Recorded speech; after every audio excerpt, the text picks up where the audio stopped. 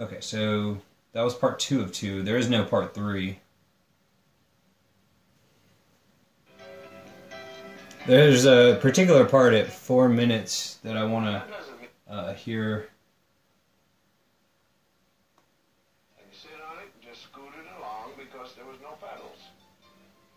It had pedals, springs, and smiling. Don't believe that. Get a mental picture of this when they talk about. Sure it was. This one quote. This was the monster that really turned Americans on in the 1880s. Try cruising one of these babies through today's traffic on your way to school or to the office. Is the official answer form for the national much you know to the average bike of today.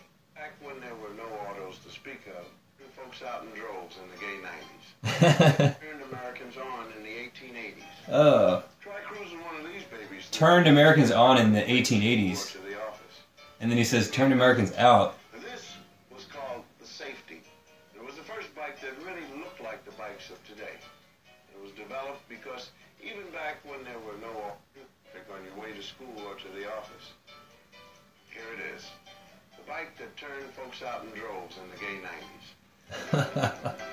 Talking about the 1890s? That's funny, man. So here's the back to the beginning. Ba-bump. Ba-bump.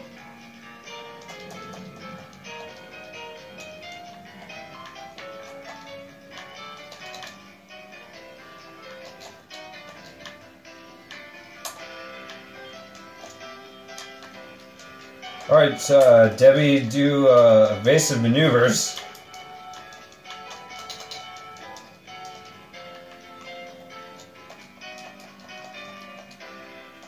Bicycles are beautiful, right? And today there are over 70 million bicycling Americans to prove it. Bicycling Americans? Senior citizens to touch with training wheels, riding everything from the snazzy 3-speed zapper, the banana seat, and the racing slick on the back to a fancy 15-speed with caliper brakes and Italian duress. She rolling on a bike with a banana seat. She dissing all the motherfuckers and hoes she meet. She rolling on a bike. She on PCP. Oh no, it's recording. First of all, bicycles. This is not funny at all. Oh no, Debbie, run. Forget the bike. I think she made a mistake a long time ago. A real long time ago. Oh no, is there no way out? Oh, there's no escape, Debbie. Throw tear gas, Debbie. Where's the tear gas?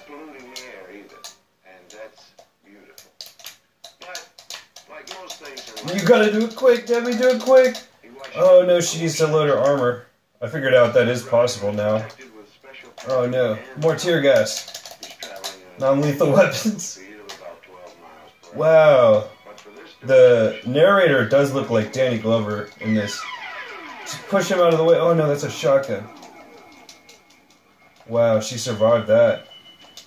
So you see, one wrecked bicycle. And if that had been you or me without safety padding or helmet, it would have been one messed up bicyclist. Or if another car had been following. Call the lawyer, Debbie. Well, let's face the facts. Bicycles are beautiful, but they can also be dangerous. Now that doesn't mean that everybody's eventually self-defense. Like that guy did. I mean, accidents can be prevented, and that's why we have a test. It's being prepared by the National Safety Oh, Council. the tear gas is still over there. What happened there? Remove wanted level, Debbie. Oh no. She has like 0% health. And 100% damage. Oh no, what happened? Okay, it's all good. Oh no, Debbie, get out of their way. This was old Crazy Carl's invention. It was called a Dracene. And you sit on it and just scoot it along because there was no pedals. Good job, Debbie. This was the next most important development. It was called the Bone Shaker. It had pedals, you could steer it, but you see pictures of people riding one of these and smiling, don't believe that. They were probably just gritting their teeth. Most people get a mental picture of this when they talk about a bone shaker. But this was called the Ordinary.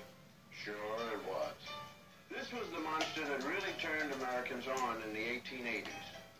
Try cruising one of these babies through today's traffic on your way to school or to the office. Here it is. The bike that turned folks out in droves in the gay 90s. This was called the Safety. It was the first bike that really looked like the bikes of today. It was developed because even back when there were no autos to speak of, people were having bicycle accidents, and something safer was needed. Without much major change in design, that brings us to the average bike of today. Now, isn't this a beauty? Major change. This is the official answer form for the National Safety Council's bicycle safety test. If you picked one up, then great. You've got all the proper spaces here for your answers and your score. But if not, you just write down your answers on a sheet of paper, and we'll tell you how to score yourself. I gotta make a disclaimer. I'm doing everything wrong. I wanted to try to make like a realistic cycling video. When driving at night, which of the following is most important? A. Ride against traffic so you can see oncoming cars. B. Ride on sidewalks where there is no traffic. Ride against traffic. Have a front light that works, reflectors, and wear light-colored or reflective clothing. Debbie, I think that phone is ringing. All of the above. Which is the most important safety feature on your bicycle? Answer the phone, Debbie. The brakes. B. Reflectors. C. The tires. D. All of the above.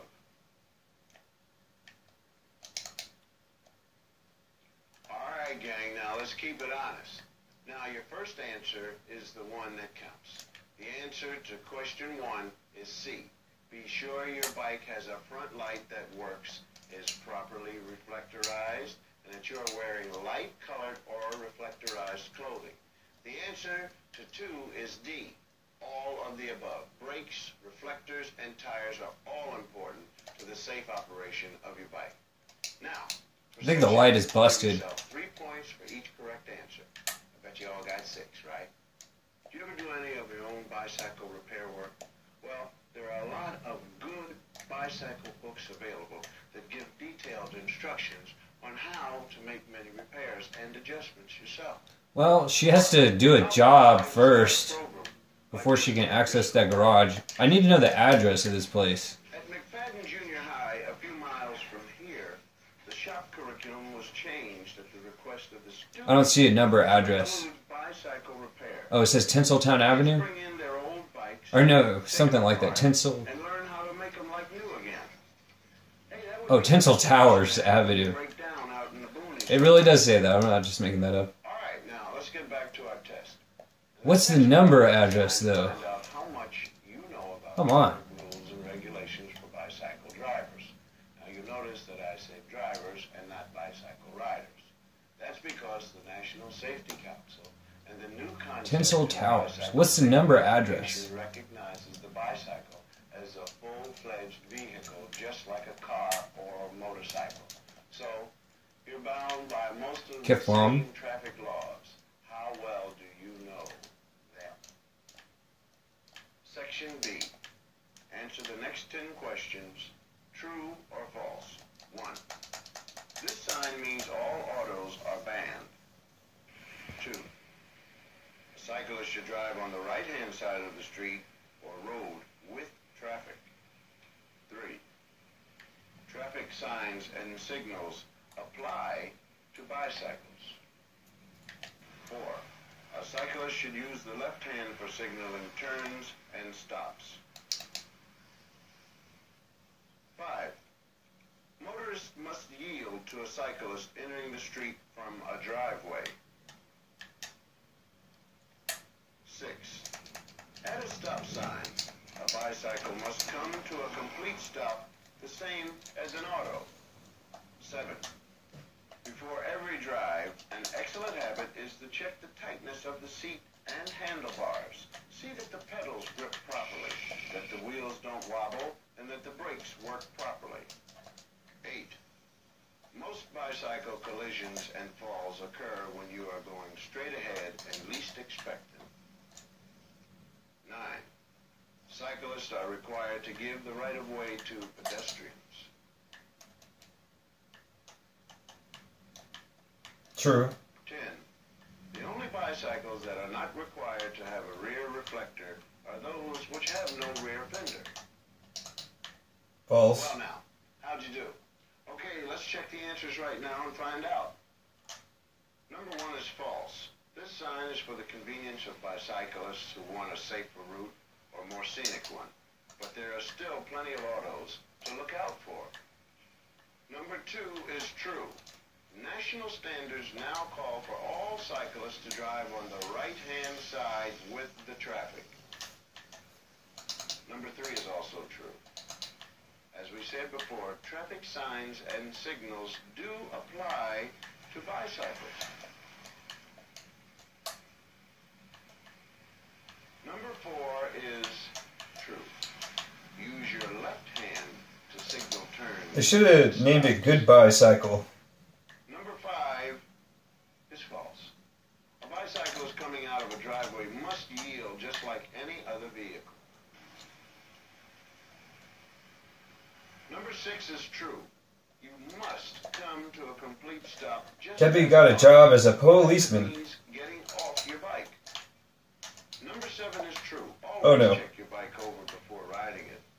A bicycle can develop loose parts a lot easier than an automobile. 8 is true. Safety Council records show most bicycle collisions and falls occur when you're going... She talked to her lawyer, and her lawyer got her a job as a policeman. Number 9 is true. Pedestrians always have the right of way. Number 10 is false. If your bike has no rear fender, you must have a reflector on the back of the seat or mounted on the frame going to the rear wheel. As a matter of fact, many states now require reflectors that are visible from the front and side. Alright, suspect is way down south. Give yourself 5 points for each correct answer. I guess you gotta take a freeway. Score as many as 50 points in Section B. You see, knowing the rules of the road is important because, as I said before, you're a bicycle driver. Say, Yippee. I promised you that we'd have some interesting stuff about bicycles and bicycling, didn't I? Well, why don't I just prove that to you here? Here is some really interesting stuff about bicycles and bicycling. The fastest speed ever attained on a bicycle was 138 miles per hour. That's right. It was done in 1973 by a San Bernardino doctor named Alan Abbott. Faster. Although there are many claims, the No, I'm not making those noises. I don't know what that is. in Queen Bay in Australia. It was 50 feet long and carried 31 men. And he sang as he watched and waited till his billy boiled. Many of the pioneer automakers, including Henry Ford, were originally bicycle makers. What happened here? And last but not least, don't forget that the Wright brothers started out as bicycle Right, bro, right about now.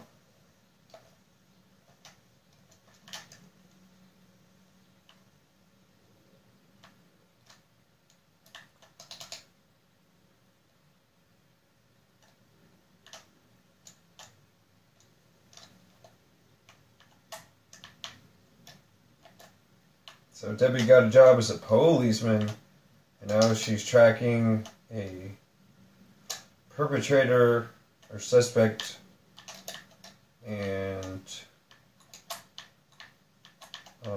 looks like it's trial by car chase. So she turns on her flashing lights, and now she gives a chase. She doesn't give a care, she gives a chase.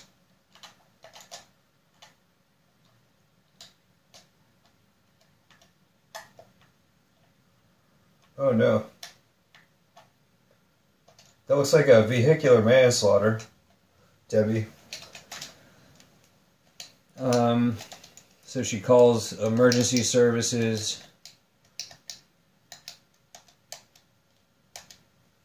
And she requests an ambulance and a fire truck. Maybe both.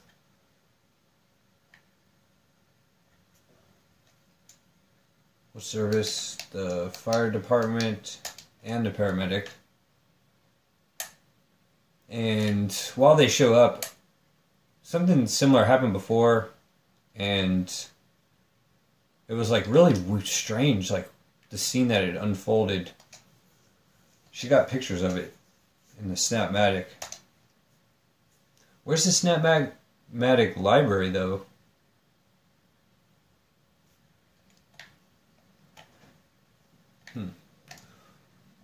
I don't remember where is this Snapmatic library. It says her next task of the job is to leave the area.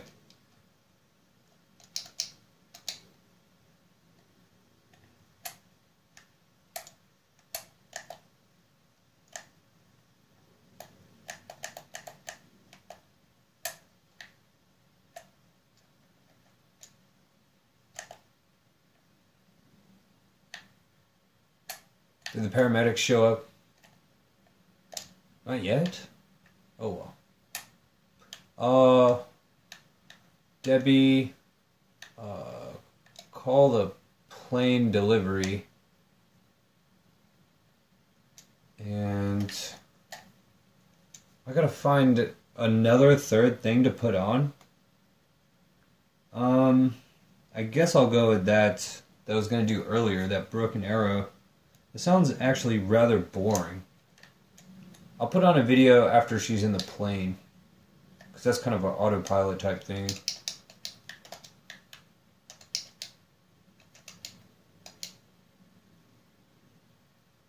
Oh, the vehicle is destroyed? They're both destroyed? Both her planes are destroyed? She could buy a new plane. So she just got $85,000. That's like almost 1/10 of... She can buy that jet. Let's see. I think it's at this website. I went to buy the jet, and instead I bought her that and the blimp. It's like $1 million. And then I see this Havoc in the ultralight. That looks cool too. But where is the jet? It's fast. The Bezra. That's the one. Okay.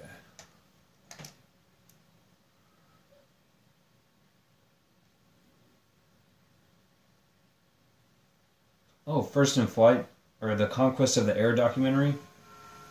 London Films presents.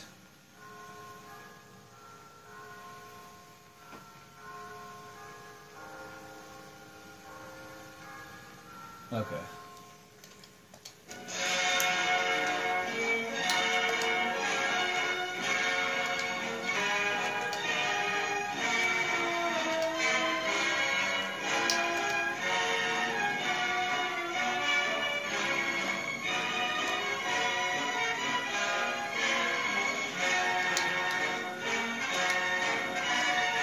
Oh, she has a tank now.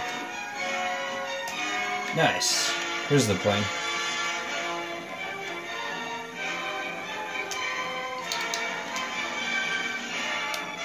It's at an airfield? Where is it? I don't see it. Oh, it's all the way at the airport? What a pain. She gotta drive all the way to the airport.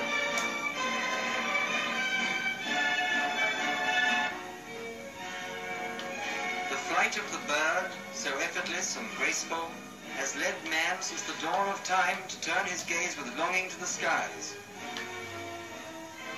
But his dream of soaring above the clouds was not to be realized without weary centuries of experiment and failure. The first chapter of the conquest of the air is written in legend.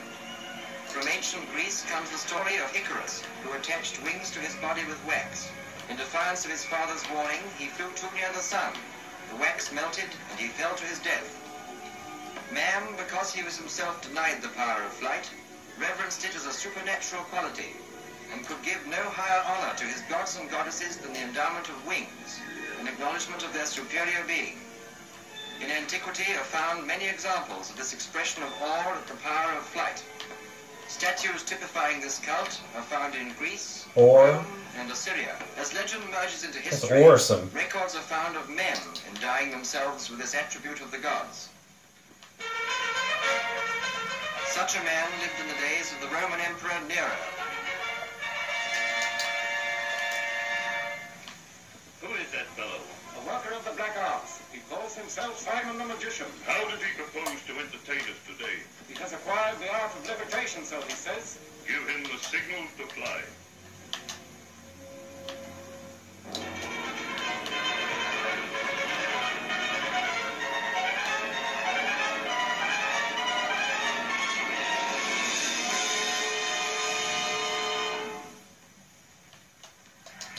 Oh, time for a gang attack. The first attempt at flight in England was made just before the Norman conquest by Oliver, a monk of Malmesbury.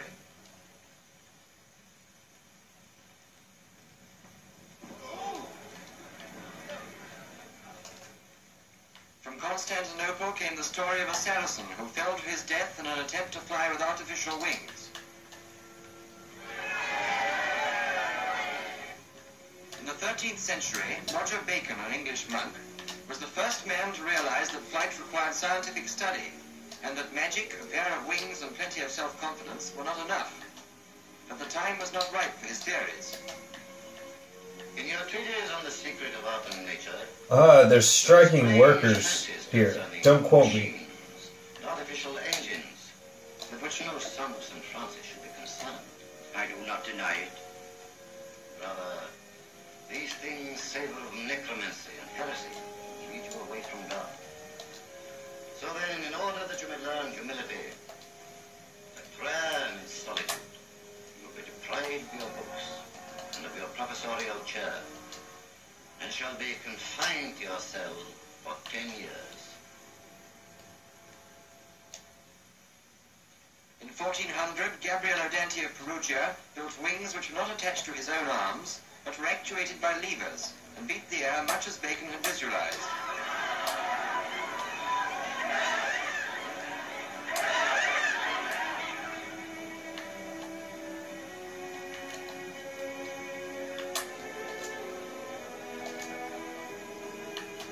His experiment was a failure, and broken in body but not in spirit, he resumed his lectures at the University of Venice.